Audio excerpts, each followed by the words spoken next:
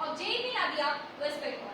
As our country celebrates 75 years of independence, we are going to proudly celebrate Azadi Ka Amrit Mahotsav. On this auspicious occasion, we are presenting a seminar on the sub-theme India's freedom struggle and the unsung heroes of Bengal. We would like to start with an inspiration of Kaviguru Rabindranath Tagore, who is our constant inspiration during this seminar. And the poem, Where the Mind is Without Fear, will be always with us. How does it feel to sit there, or anywhere in this country, breathing the free air of independence without the fear of being arrested or oppressed? Yes. Today, on the auspicious occasion of the Azadi Ka Amrit Mahotsav, we Indians proudly celebrate in India's Azadi Ka Amrit Mahotsav and 75 years of independence from the ruthless colonial imperialist Britishers. Freedom had been wrested from the cruel hands of the iron-fisted Britishers.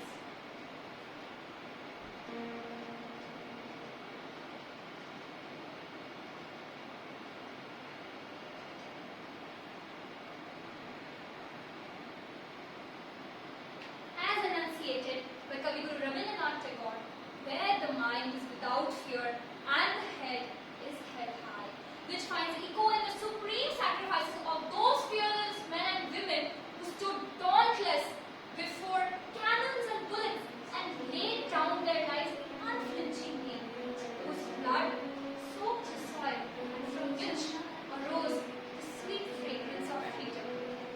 Ladies and gentlemen, if you don't believe it, do visit Jallianwala Bagh. The blood of thousands of peaceful protesters were gunned down ruthlessly by the orders of General Brigadier General. Still stays upon the place. The incident shook the country and freedom struggle took a completely new turn. Mangal Pandey, Shahid Bhagat Singh, Rajguru and Sukhdev and many more had scoffed at death and went laughing to the gallows. As Tagore had envisioned, where the world has not been broken into fragments. India is a land where a Rajput queen has sent Rakhi to a Muslim Mughal emperor. Can you believe it? The interfaith love and the unity finds resonance during the epochal 1857 mutiny, the first war of independence, where Nana Sahib, Bahadur Shah Zafar, Rani Yasmibai, Tatia Tope, Hazrat Mahal and the Pithora freedom fighters came under one umbrella. The reason being to oust the Britishers from the motherland India and unanimously declared Bahadur Shah Zafar as the Emperor of India. Ayodhya, which is now a locus of Hindu-Muslim dispute, is the same place where a Hindu priest and a Muslim Maulavi together, yes, you heard that right, together led resistance against the British and unfortunately were martyred. Who can raise from history the story of Hukum Chand Jain and Munir Beg? Their combined military campings against the British gave the latter sleepless nights, perturbed by the friendship of the duo and also intending to break the unity of Indians. The Britishers killed them in a most horrendous manner, and the last rites were performed against the basic custom of the religions.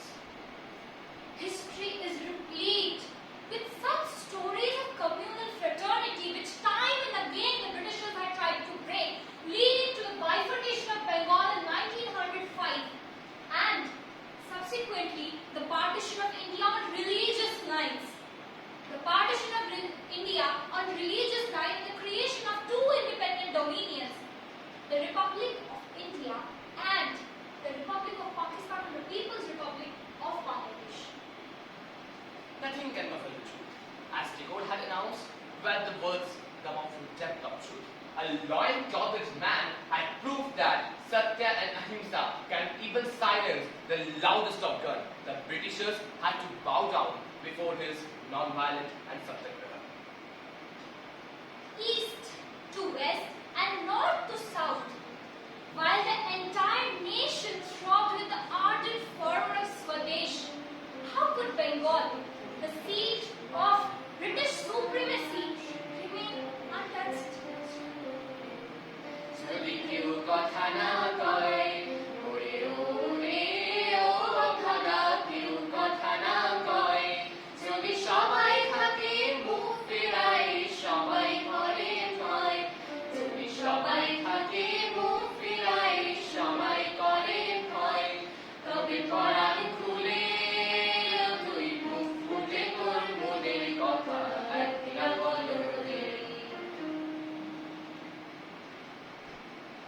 enunciated by Tagore, where the mind is led forward by thee into the ever-widening free thought and action.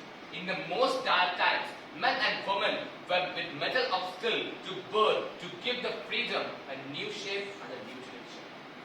To quote Kavi Guru, from the dreary desert sand rose the brave sons of the land. Yes, ladies and gentlemen, I'm speaking about Midnapur's son Khudiram Bose, who was the youngest martyr and embraced death with a smile. Where one Bose was giving nightmares to the Britishers, there was another, by the name Netaji. Yes, ladies and gentlemen, I am speaking about Subhash Chandra Bose, whose fervent cry, "Give me blood and I shall give you freedom," reverberated Bengal. Who can forget the young Netaji of India?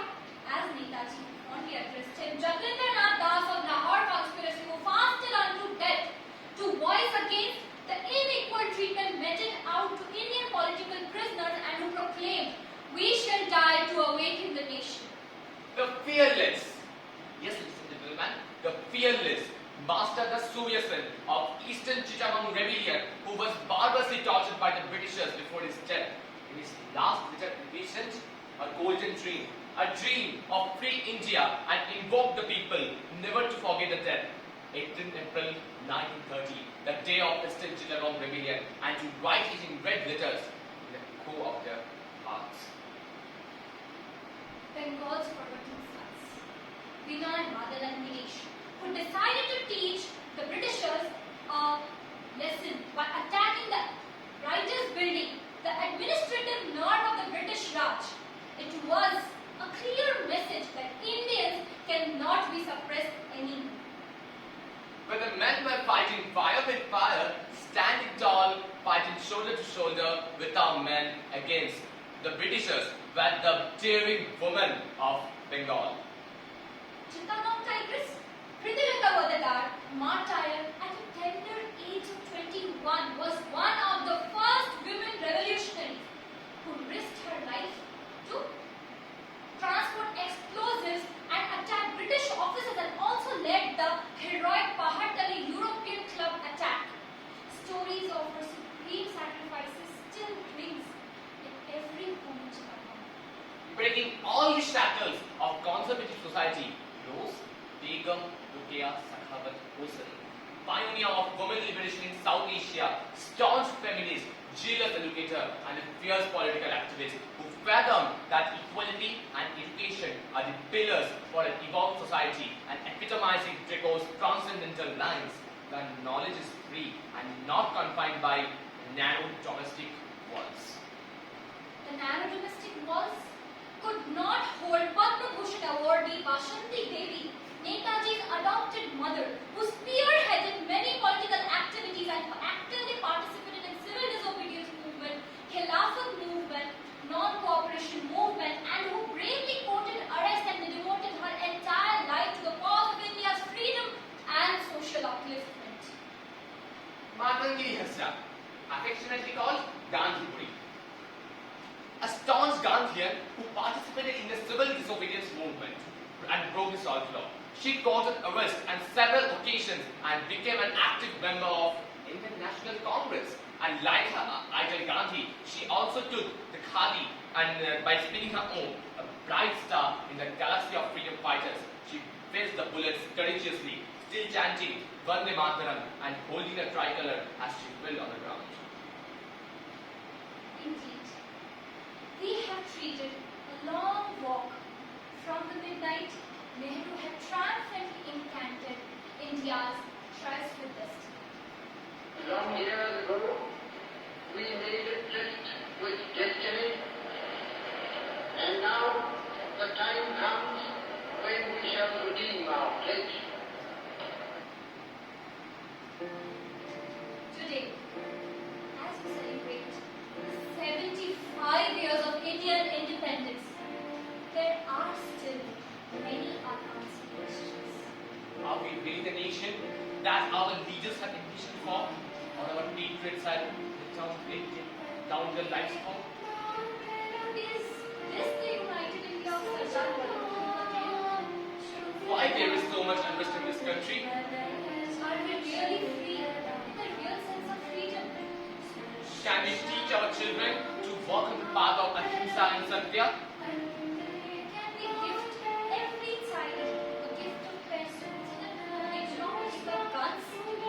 Let us all retrospect and ask ourselves what we have lost and what we have gained in these 75 years of independence. No doubt, we are moving towards a more cleaner and stronger India.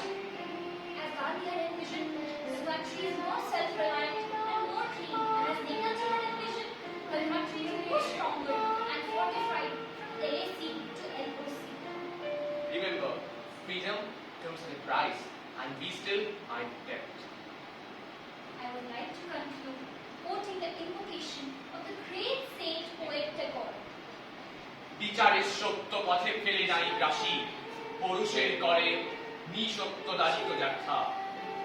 তুমি সর্বকর্ম চিন্তা আনন্দের নেতা নিজ হস্তে আঘাত করিপিত ভারতেরই সেই স্বর্গে করো জাগরিতা।